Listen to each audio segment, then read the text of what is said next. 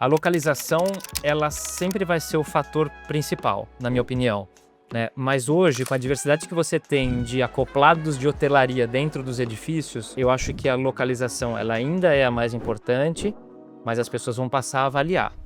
Hoje, pessoal, eu estou aqui com o Ricardo Loduca, diretor executivo da SIM. Para começar, que você falasse rapidamente sobre a SIM, sobre a sua atuação e como a SIM vem atuando no mercado. Bom, a minha atuação, basicamente, ela está sendo em duas frentes hoje. Definir a estratégia da área comercial da companhia nas três frentes de atuação: shopping center, edifícios comerciais e galpão, e definir a estratégia de cada um desses empreendimentos e também da própria SIM, quando a gente fala no aspecto de marketing, né, de marca para cada um dos empreendimentos. Então é basicamente a estratégia e fazer rolloutar da maneira que a gente cravou no início do ano. E a gente pensa sempre num formato de tempo, estratégias para um espaço de tempo menor, e aí olhando para 3, 5 e 10 anos. A agência Moody's reafirmou a rating da SIM com perspectiva estável após o fortalecimento das métricas de alavancagem de vocês e a venda de alguns ativos. Sim. Então, nesse contexto, quais são as oportunidades que você vê de crescimento mantendo essa mesma disciplina financeira?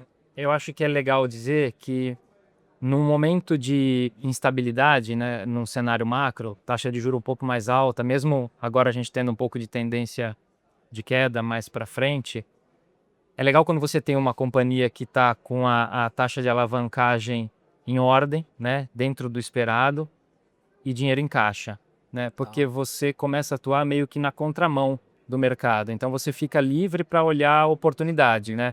A gente de fato completou esse ciclo, essa fase do ciclo dos nossos imóveis, né?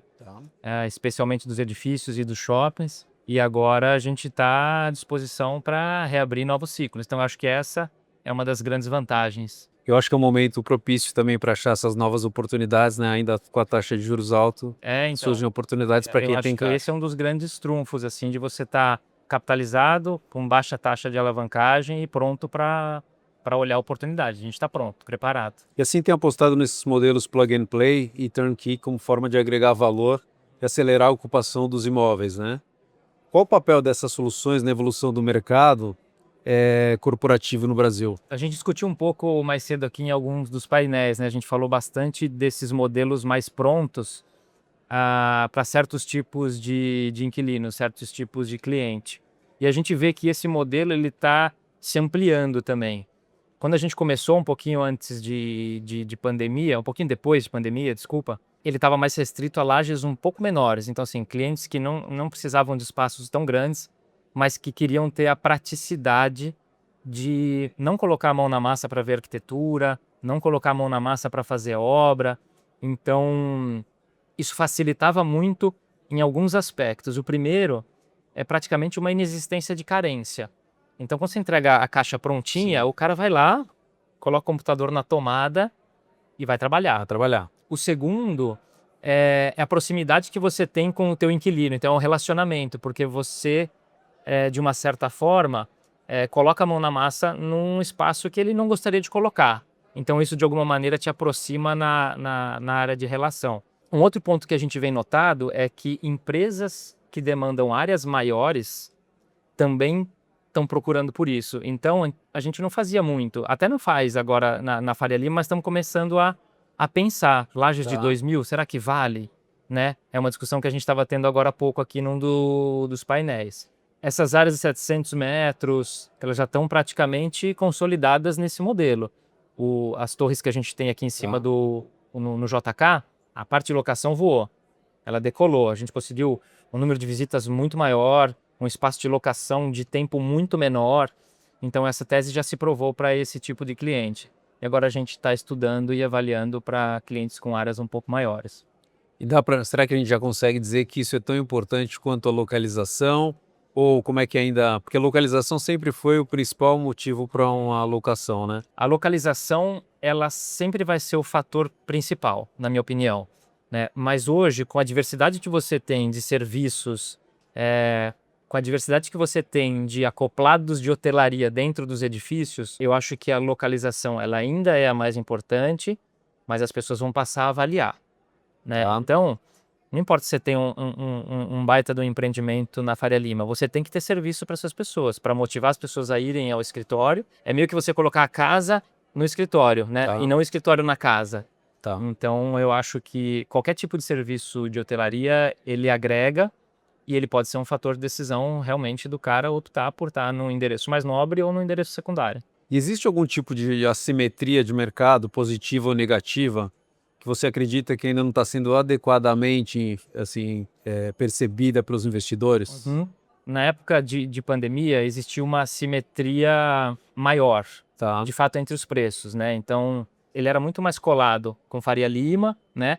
E aí, depois de pandemia, de fato, eu acho que descolou, né? Você vê a diferença de preços hoje que é praticado na Choupli, eventualmente, e aqui nesse quadrado aqui da Faria Lima.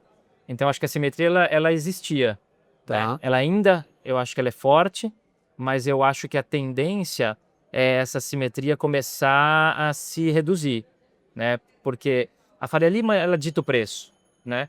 Aí, esse preço ditado, ela vai se expandindo para as regiões mais secundárias, que a gente não Tá. sabe se vai ser a Chucre, se vai ser a Nova Rebouças. Então, eu acho que a tendência é que, de fato, encoste como era antes de pandemia, muito mais encostado do que é hoje. E aí subindo os preços que hoje Sim, e atualmente acho que são. assim, vai ocupando os secundários, aí a Faria Lima vai ditar de novo. O mercado de trabalho, ele trabalha com uma expectativa de taxa de juros, né, de redução de taxa de juros.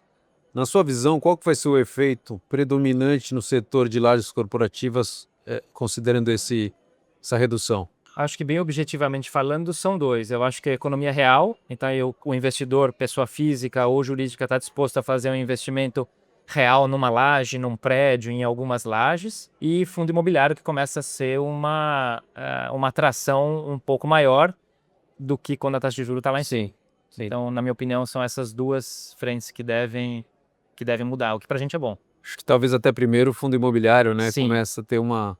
sim. Mas o investidor real, eu acho que é algo que começa a aparecer de novo.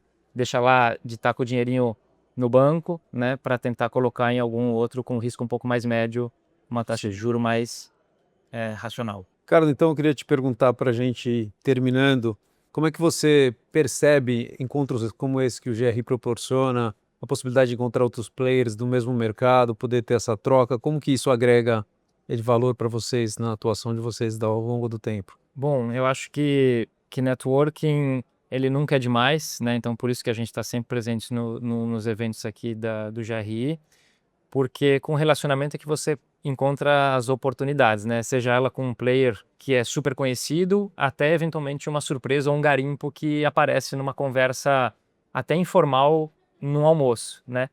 Então eu acho que esse tipo de oportunidade é que fomentam bons negócios, né? Especialmente com empresas que são estruturadas, né? As pessoas com bastante governança. Então eu acho que esse garimpo é que me chama a atenção, sabe? Essa troca informal que acaba eventualmente trazendo um bom negócio para a companhia e para a gente.